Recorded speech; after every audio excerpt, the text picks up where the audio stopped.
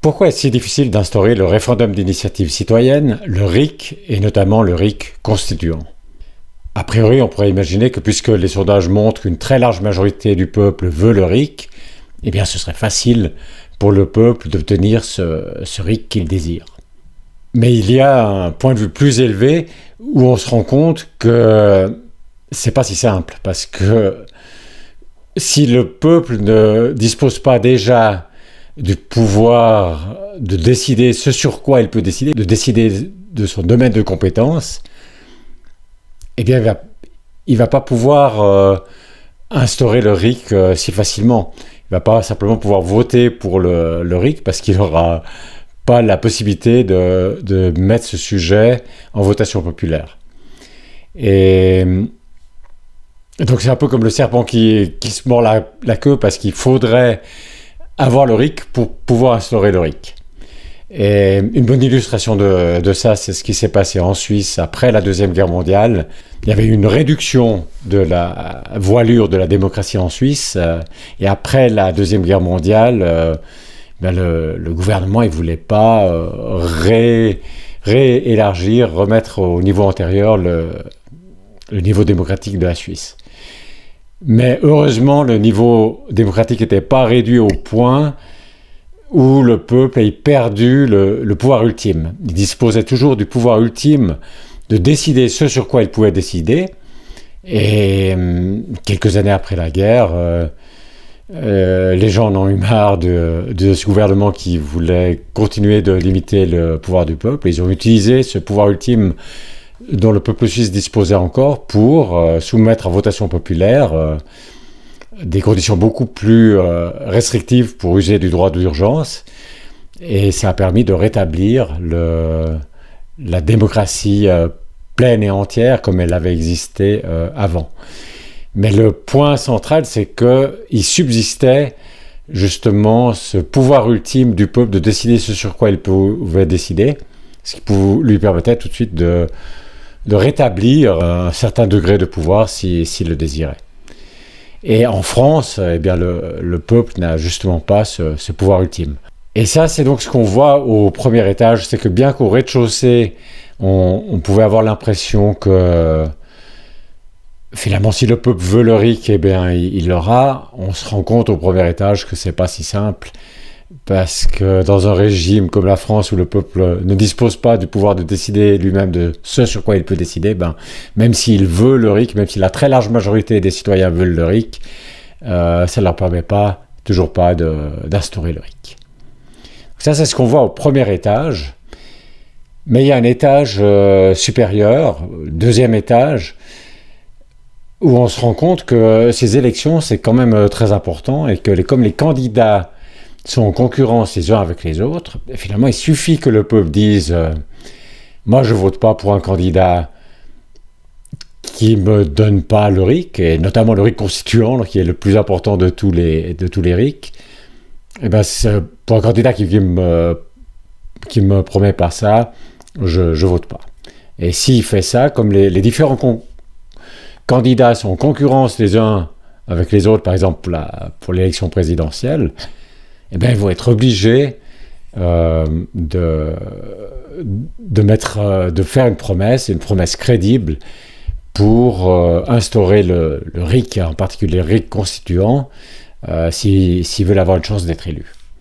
Donc ça, c'est ce qu'on voit au deuxième étage, c'est beaucoup plus optimiste qu'au premier, et on se dit que oui, finalement, la réflexion qu'on avait au rez-de-chaussée, on arrive finalement à la même conclusion, même si c'est de façon beaucoup plus sophistiquée, en prenant en compte les éléments qu'on a vus au premier étage. On peut rester à ce deuxième étage assez longtemps en pensant que c'est le dernier étage, mais en réalité, il y a un troisième étage. Et c'est là où on se rend compte que lorsqu'on dit le peuple n'a qu'à décider de ne pas voter pour un candidat qui ne lui promet pas le RIC constituant, qui ne lui promet pas de façon crédible le RIC constituant, c'est oublier que le peuple est en fait constitué d'une multitude de citoyens et puis des citoyens qui n'ont pas les mêmes idées surtout. Même si la très large majorité des citoyens veut le RIC, ben, il y a d'autres sujets sur lesquels ils sont en divergence. Je ne sais pas, durée d'imposition, est-ce qu'il faut construire des centrales nucléaires ou pas, etc. Donc il y a des tas de sujets très concrets de décisions à prendre par le Parlement ou par le gouvernement, où les citoyens ont des avis très divergents les uns des autres. Et évidemment, donc le peuple est divisé. Et même s'il est uni sur l'idée qu'il faut le RIC constituant, ou qu'une très large majorité est d'avis qu'il faut un RIC constituant, il est divisé sur les autres sujets, et puis les partis peuvent évidemment exploiter ces divisions, parce que ce qui se passe, c'est que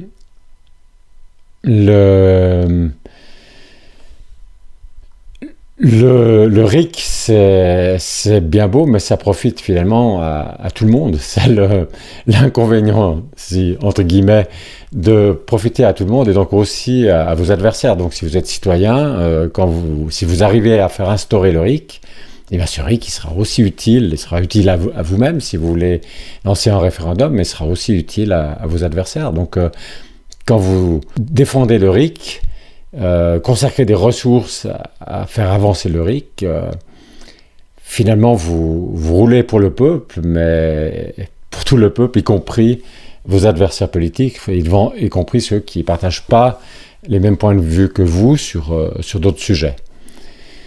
Et puis les partis, donc ils savent que le RIC, la majorité est pour, donc ils sont obligés de dire quelque chose qui va dans ce sens, mais ils savent aussi que les citoyens ont d'autres priorités plus partisanes, et donc ils leur offrent, ils ont dans leur programme plutôt des objectifs partisans. Et puis bon, comme ils doivent vraiment quand même mettre quelque chose par rapport à la démocratie, alors ils vont proposer un RIC, mais en général c'est soit bidon, soit c'est proposé d'une façon, c'est une promesse peu crédible, ou qui est noyée parmi une multitude de promesses, donc ils pourront assez facilement oublier cette promesse-là. Cette promesse-là qui les arrange pas tellement, parce que si en tant que parti ils arrivent au pouvoir, le président qui arrive au pouvoir, il est aux manettes là, et il n'a pas tellement envie de rendre le pouvoir au peuple, ou de donner le pouvoir au peuple. En fait, le peuple français l'a jamais eu. Donc de donner le pouvoir au peuple, il préfère le conserver pour lui-même. Donc ce qu'on voit à cet étage-là, c'est que c'est pas si simple. Le peuple peut pas simplement dire je vote pas pour quelqu'un qui s'engage pas de façon crédible sur le RIC constituant, simplement parce que le peuple il est divisé en cette multitude de citoyens qui ont des avis divergents sur d'autres sujets. Mais si on cherche bien, on trouve un escalier quelque part pour un étage encore en dessus. Et sur cet étage, ce qu'on voit, et c'est là le 4e étage, c'est que si on fait en sorte que les partis ne peuvent pas enfumer les citoyens en proposant des RIC bidons, ou en s'engageant de façon bidon sur des RIC, et si on arrive à unir le peuple sur cette revendication de démocratie, sans le laisser se diviser par des querelles partisanes, eh bien alors ça sera quand même possible d'utiliser la présidentielle pour obtenir le RIC constituant. Et finalement, ces querelles partisanes, elles sont importantes, mais les citoyens ont fait l'expérience depuis des décennies.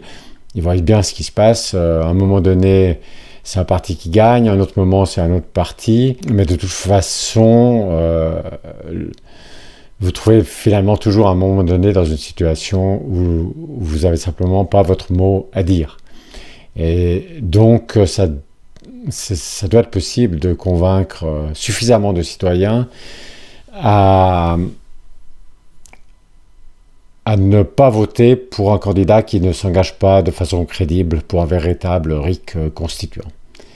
Et suffisamment de citoyens, c'est assez pour obliger finalement les les candidats à faire un tel engagement, un engagement crédible sur un véritable RIC constituant. Pour cela, c'est pas nécessaire d'avoir un nombre de citoyens suffisant pour gagner l'élection présidentielle, il suffit d'avoir un nombre de citoyens suffisant pour que ça détermine le résultat de l'élection présidentielle.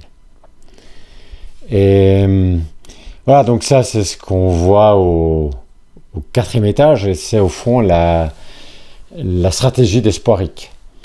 Donc Clara Heger, la candidate d'Espoiric à l'élection présidentielle 2022, l'idée, c'est pas une candidature de plus, c'est une candidature radicalement différente et qui vise d'abord à rendre les autres candidatures démocratiques en les poussant ainsi à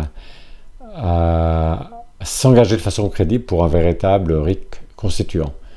En les poussant d'abord en défendant dans les médias le RIC constituant, et puis au premier tour, ça serait une candidate, donc son unique objectif c'est l'instauration du RIC constituant, donc c'est vraiment un porte-voix qui défendrait le RIC constituant. Si elle était élue, eh bien, comme c'est son unique promesse, il y a là une sorte de garantie, une sorte de crédibilité de la promesse qui est absolument énorme. Donc si elle était élue, c'est sûr que le RIC constituant serait soumis en votation populaire de l'instauration du RIC constituant. Mais même si elle n'est pas élue, si elle participe même pas au deuxième tour, mais si elle est au premier tour, eh bien, comme c'est son seul objectif, elle va mettre ce point dans la campagne présidentielle de façon très visible et très proéminente. Et puis, si elle dispose d'un soutien populaire suffisamment grand, qui n'a pas besoin d'être suffisamment grand pour qu'elle soit au deuxième tour, mais quand même suffisamment grand pour convaincre les autres partis de s'engager crédiblement pour un véritable RIC constituant. Et donc voilà, c'est la stratégie de Clara Heger, la candidate Espoiric. La difficulté principale, et là on arrive au cinquième étage, c'est que pour se retrouver au premier tour de la présidentielle, il faut d'abord réunir un parrainage de 500 signatures. Et ça, c'est pas trivial. C'est même pas le peuple qui peut décider qui sera candidat à l'élection présidentielle. Il peut choisir entre les différents candidats. Les citoyens peuvent voter comme ils veulent sur les différents candidats, mais ils peuvent pas choisir qui sera candidat finalement, puisqu'il faut des parrainages d'élus. Donc le système est très verrouillé. Et alors on dira, il faut bien qu'il y ait quelque part une restriction qui empêche qu'il y ait des milliers de candidatures, parce que sinon, s'il y avait des milliers de candidats à l'élection présidentielle, eh bien on ne s'y retrouverait pas. Mais vous voyez que ce serait possible de faire ça autrement. On pourrait demander que les candidats aient un certain nombre de parrainages de citoyens. Là, il y a une difficulté, un obstacle à surmonter, et d'autant plus que le maire est un peu le président de sa commune et il risque de se sentir plus proche des présidents que des citoyens, et d'estimer, les citoyens n'ont qu'à confier leur pouvoir à des représentants, et puis c'est aux représentants à décider. Et puis deuxièmement, ils sont souvent dans des partis, et puis ils ne vont pas donc donner leur parrainage à un candidat d'un autre parti. Mais ceci dit, il reste quand même des maires de petites communes qui au fond, ne cherchaient pas particulièrement à être maires, qui sont devenus maires parce que leurs concitoyens leur ont demandé de bien vouloir se dévouer au bien-être de la commune, et qui ne sont pas spécialement affiliés à un parti, et puis qui sont au fond très, très proches des citoyens. Et donc là, il y a un potentiel de maires qui pourraient parrainer une candidature pour la démocratie. Mais il faut dire aussi que ces petites communes, souvent il y a une crainte de la part de ces maires que leur commune soit sanctionnée si jamais ils donnent leur parrainage à un candidat démocrate, par exemple. Donc il y a très clairement là une difficulté, mais ce qu'il faut voir, c'est que on ne peut pas partir de l'idée que c'est impossible de réunir 500 signatures, 500 parrainages de maires. Il y a peut-être quelque chose de pourri au Royaume de France, mais on peut espérer que ce ne soit pas pourri au point où on ne puisse pas trouver ces 500 signatures. Et de toute façon, il faut vraiment mettre le paquet pour trouver ces 500 signatures, parce que l'élection présidentielle, c'est finalement la voie royale pour instaurer le RIC. Il y a d'autres voies possibles, c'est simplement beaucoup plus difficile. Donc il y a une difficulté dans ce chemin par la voie présidentielle, mais c'est quand même le meilleur chemin pour instaurer le RIC constituant. Et la présidentielle de 2022 est certainement la période la plus propice.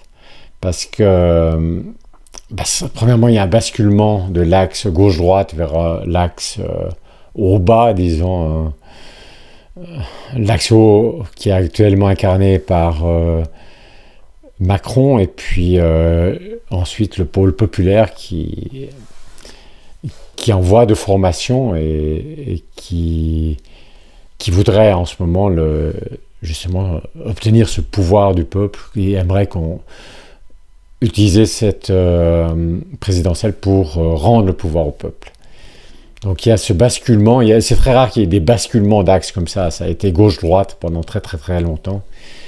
Et puis d'autre part, il y a le fait que les citoyens ont vu longtemps l'alternance à la présidence, ils ont été assez dégoûtés de cette alternance, il y a eu une volonté de dégagisme, disons, de changer vraiment, de dégager ces anciennes façons de faire. Et quelque part, on peut dire que Macron, c'est le résultat de cette volonté de dégagisme. Mais ce qu'on voit avec Macron, c'est que juste changer les personnes, ça ne sert pas à grand-chose. Qu'au fond, dans ce cas-là, plus ça change, plus c'est la même chose. Et que ce qu'il faut vraiment, c'est changer les règles du jeu politique. Et ça, c'est justement ce que propose Espoiric.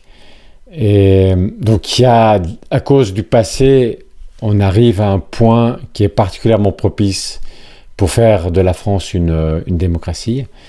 Mais l'autre point, c'est que on dispose aussi des réseaux sociaux, donc des choses comme YouTube, puisque vous regardez ces vidéos sur YouTube ou Twitter. Et ces réseaux sociaux, ça va pas rester aussi libre que c'est maintenant. C'est déjà moins libre que c'était dans le passé. Un exemple vraiment très frappant, c'est par exemple sur Facebook, toute la discussion de savoir d'où vient le Covid-19, d'où vient ce virus. L'hypothèse que ça vienne d'un laboratoire, c'était complètement interdit, c'était contre les conditions d'utilisation de Facebook. Jusqu'à ce que Biden ait dit qu'il faut explorer cette voie, et tout d'un coup, Facebook a autorisé que ce soit discuté sur Facebook. Mais pendant longtemps, c'était simplement interdit de discussion. Donc on voit déjà maintenant des choses qui sont interdites de discussion sur les réseaux sociaux. Et ça va pas s'améliorer dans les années qui viennent. Et dans 5 ans, à la prochaine présidentielle, en 2027, ça sera encore plus difficile qu'en 2022 pour amener un candidat démocrate à l'élection présidentielle. Donc, à la fois, l'élection présidentielle, aussi difficile que soit cette voie, c'est la voie la plus facile pour instaurer la démocratie en France. Et puis 2022, aussi difficile que ce sera en 2022, c'est quand même un moment particulièrement approprié. Alors, ça ne veut pas dire que si ça rate en 2022, c'est pas qu'on aura plus d'autres options, il y aura encore d'autres possibilités, mais elles seront plus difficiles à mettre en œuvre que ça. Donc ça vaut vraiment la peine de donner un coup de collier maintenant et de répondre à l'appel de Clara Heger, de contacter les maires. Et c'est pourquoi je vous propose d'aller voir sur le site d'Espoiric comment vous pouvez participer à cet effort historique pour instaurer la démocratie en France. Je vous donne le lien du site Espoiric. Je vais le marquer sur cet écran, mais vous l'aurez de façon cliquable dans la description de cette vidéo. Et je vous recommande d'aller cliquer sur ce lien maintenant, sans attendre. N'attendez pas 10 minutes, vous avez beaucoup de choses à faire. Dans 10 minutes, vous aurez déjà oublié. Allez cliquer directement maintenant sur ce lien.